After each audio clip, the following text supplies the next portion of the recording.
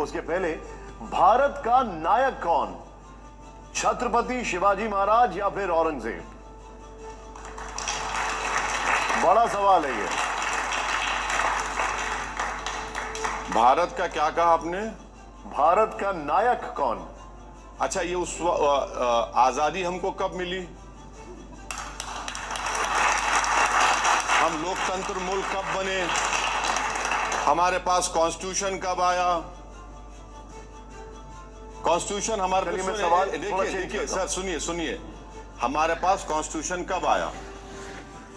Constitution हमने 1950 में अपने आप को दिया। आजादी हमको मिली 15 अगस्त 47 को। तो अब प्रॉब्लम आप लोगों में यह है कि आप इन नौजवान बच्चों को 400 साल पीछे ले जाना चाहते हैं। मैं आपसे कह रहा हूं कि भैया, ये जो इस देश का जो डेमोग्राफिक डिविडेंड है ना, जो किसी विश्व के देश में नहीं है। हमारी आबादी 28 साल की 50% है और ये डेमोग्राफिक डिविडेंड 2040 तक रहेगा। अगर हम इसको इस्तेमाल करेंगे तो भारत सुपर पावर बनेगा। सवाल ये है, सुनिए, सवाल है ओवैसी साहब, ये बच्चे किसको रोल मॉडल माने अगर इन दोनों की बात हो? मैं आपके सवाल का जवाब दे रहा हूं और आपके सवाल का एक जवाब ये भी देता हूं कि छत्रपति शिवाजी महाराज मुसलमानों के कभी खिलाफ नहीं थे। ये आरएसएस और बीजेपी बोलती है। छत्रपति शिवाजी महाराज जब कल्याण पे कामयाबी हासिल की और कल्याण के नवाब की बहू उनके सामने पेश की गई, तो छत्रपति शिवाजी ने कहा कि ये इसको मैं देखना पसंद नहीं करूंगा, उसको इज्जत के साथ इसको वापस कर दिया जाए। छत्रपति शिवाजी जब आगरा की किले से भागे थे, उनके साथ मुसलमान था। छत्रपति शिवाजी का जो नेवी का चीफ था वो मुसलमान था। छत्रपति शिवाजी का जो टैंक्स आर्टिलरी का चीफ था वो मुसलमान था। छत्रपति शिवाजी के दादा एक सूफी बुजुर्ग के पास जाते थे। क्या इन बच्चों का ये देखिए, ये ज्ञान दे रहा हूं सबको, आपको भी। आप लाकर ये बता रहे हैं, लेकिन मुझे एक बात देखिए, आप लाकर ये बता रहे हैं कि आप पसंद करो कौन है। भाई साहब, देश आजाद होने के बाद देश चलेगा तो संविधान से चलेगा। उस जमाने में कोई संविधान नहीं था। बिल्कुल उस जमाने में संविधान नहीं था। राजाएं थे, बादशाह थे, उनका अलग था मामला। अब देश आजाद हुआ है 200 साल की अंग्रेजों की गुलामी के बाद, जिसमें हम सब ने, हमारे बुजुर्गों ने अपना खून पसीना बहाया।